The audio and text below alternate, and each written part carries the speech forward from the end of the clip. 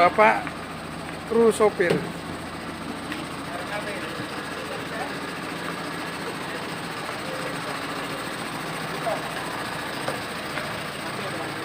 Pemirsa, ini sampai di makam Syekh Mbah Asy'ari Bejagung bersama jamaah. Ini para jamaah sedang menuju makam.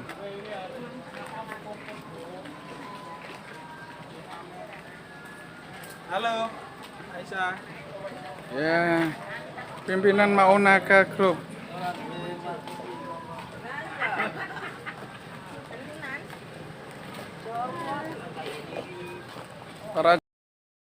Assalamualaikum warahmatullahi wabarakatuh. Alhamdulillah pemirsa, kita jumpa kembali bersama kami channel pecinta sholawat. Kali ini kami akan meliput acara ziarah di makam Sunan Bejagung.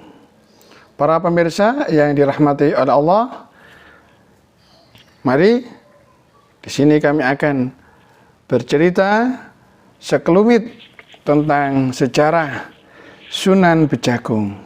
Selamat menikmati. Para pemirsa yang dirahmati oleh Allah, tak jauh dari pusat Kabupaten Tuban, 2 km ke selatan kota, terdapat dua makam penyebar Islam di Jawa. Generasi sebelum Wali Songo, Sunan Bejagung Lor dan Sunan Bejagung Kidul. Kedua makam, meskipun tidak dalam satu komplek, namun masih masuk dalam satu lingkup desa Bejagung, Kecamatan Semanding, Tuban. Kami beserta rombongan dari Medokan Ayu dan Rungkut, ya, wilayah Surabaya, berziarah ke tempat tersebut. Menurut catatan sejarah, Sunan Bejagung Lor lebih sepuh dibanding Bejagung Kidul. Bejagung Lor dan Kidul masih mempunyai ikatan keluarga, di mana Bejagung Kidul merupakan menantu dari Bejagung Lor, yang mana dahulu sebelum pindah, Sunan Bejagung Lor juga tinggal di daerah Kidul. Pindahannya bersamaan dengan dipindahkannya masjid. Dulu di sebelah timur makam terdapat masjid yang didirikan oleh Sunan Bejagung Lor. Ketika berpindah atau uzlah, itulah ia menyerahkan misi dakwah di wilayah Bejagung Kidul kepada menantunya, yaitu Pangeran Kusumohadi. Konon Pangeran Kusumohadi ini merupakan putra dari Sang Raja Majapahit Prabu Hayam Wuruk. Ia pergi ke Bejagung untuk belajar agama Islam.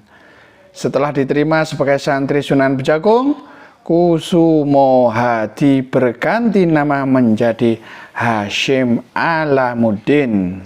Menjadi nama Hasyim Alamuddin. Pada akhirnya Kusumohadi atau yang kemudian dikenal sebagai Sunan Bejagung Kidul ini meneruskan dakwah ayah mertuanya dan menetap di daerah Bejagung Kidul hingga wafat beliau. Sebetulnya tidak jauh dari komplek makam Bejagung Kidul juga terdapat pondok pesantren Sunan Bejagung. Entah apa ada kaitannya dengan sejarah Sunan Bejagung atau tidak, nah, kami masih belum sempat mengetahui.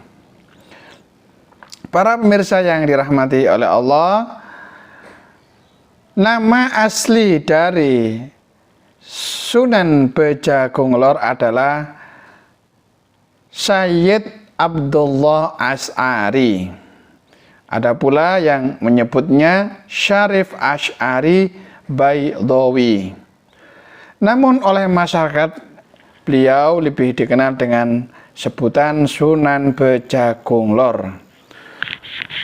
Mbah Asy'ari adalah saudara Sunan Ibrahim Asmorokondi, yang keduanya merupakan putra Jamaluddin Al-Husaini atau Sayyid Jumadil Kubra.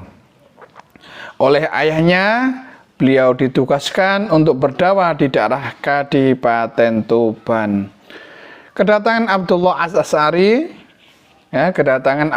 Asy'ari di Tuban disambut baik oleh Adipati Tuban Wilotikto. Sang Adipati sangat menghormati ulama pendatang tersebut, meski pada saat itu dia belum bisa menerima Islam sebagai agama yang baru. Bentuk rasa hormatnya kemudian diwujudkan dengan memberikan tanah pardikan atau kemerdekaan di sebuah daerah pegunungan yang saat ini bernama Desa Bejagung di Kecamatan Semanding. Di daerah inilah Syekh Maulana Abdullah Asy'ari mendirikan sebuah tempat untuk berdakwah. Nama Desa Bejagung sendiri menurut juru makam Bejagung Lor terkait dengan salah satu karomah yang dimiliki oleh Sang Sunan. Nama Bejagung diambil saat Sunan mengisi buah mojo dengan air yang agung atau air yang banyak. Air dalam mojo yang kecil tidak habis diminum orang banyak. Sunan Bejagung kemudian berpindah ke sebelah utara atau Bejagung Lor. Sedangkan di daerah awal ia menetap diserahkan kepada Sunan Bejagung Kidul bersamaan dengan pindahnya. Juga didirikan masjid yang sekarang terletak di timur makam. Para pemirsa yang dirahmati oleh Allah, terdapat beberapa pesan Sunan Bejagung yang tertulis di gapura masuk masjid atau di gapura masuk makam. Di antara pesan tersebut adalah mobahing agama kasariring nabi, mobahing bumi kasektening pujangga, atau berkembangnya agama karena nabi dan berkembangnya atau ramainya bumi karena kesaktian atau kepintaran penulis dan pengarangnya. Di dalam kompleks makam terdapat banyak makam. Di dalam kompleks makam terdapat banyak makam yang ada di dalam makam para kerabat, sedangkan di luar makam santri Sunan. Hampir setiap hari makam tersebut dikunjungi para penziarah yang datang dari berbagai daerah.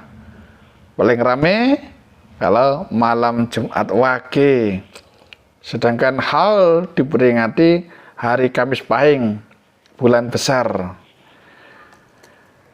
Ziarah ke makam dua wali ini juga memiliki tata cara sendiri. Nah, para juru kunci menuturkan hal tersebut sebagai apa? Ittiba atau mengikuti Kanjeng Nabi Muhammad SAW.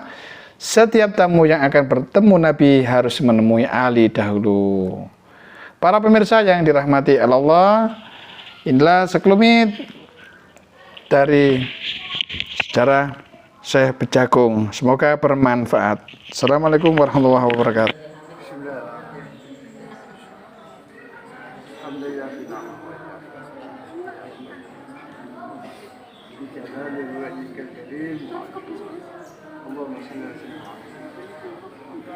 Amin. Amin. Amin.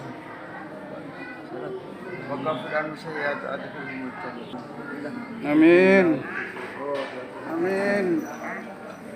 Amin.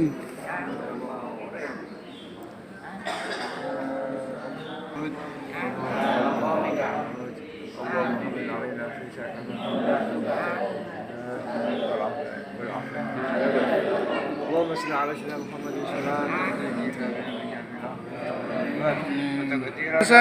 Ini proses pengambilan air di sumur Keramat ya. Nah, alhamdulillah sumur Bejagung. Allah ya, ini bapaknya petugasnya. Ini dengan petugasnya ini pemirsa ya. Sumurnya dalam sekali. Masya Allah. Ini sumur Bejagung. Pun.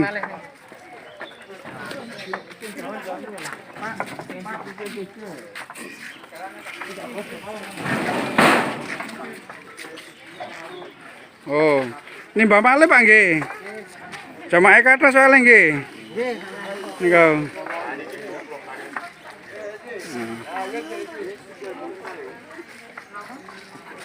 Harus digerakkan 2 orang, sisi kanan, sisi kiri. Karena sangat dalam sekali sumurnya. Kurang lebih berapa meter, Pak? Kurang lebih 30 30 meter, pemirsa, 30 meter. Ini airnya juga nggak berlebihan, juga nggak terlalu asat nggih Pak nggih. Sesuai dengan kebutuhan. Nah, niku, ayo Mbak. Nah, ambil lah. Ayo sampean beki. Nah. Iku coronge. Lah.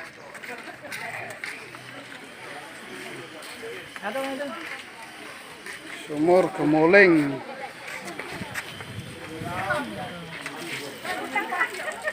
Di sini meskipun dekat laut, tetapi airnya tawar menyegarkan, pemirsa. Tawar menyegarkan dan jernih. Jernih loh, masya Allah. Jawar nih,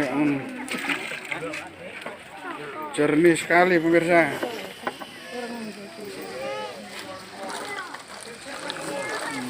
Airnya sangat jernih.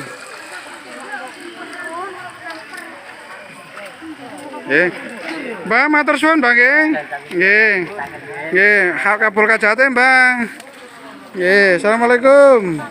Para peserta yang sudah berziarah dari rombongan Maunataka ini sudah minum segar-segar, wajahnya ceria. Semoga rezekinya lancar jaya. Amin, barokah. Nggih. Allahumma yassir lana bi ziyarati makawan Madinah wa ziyarati qabr Muhammadin nabiyyi wa rasulah. Billah bi aunillah sumur air peninggalan wali.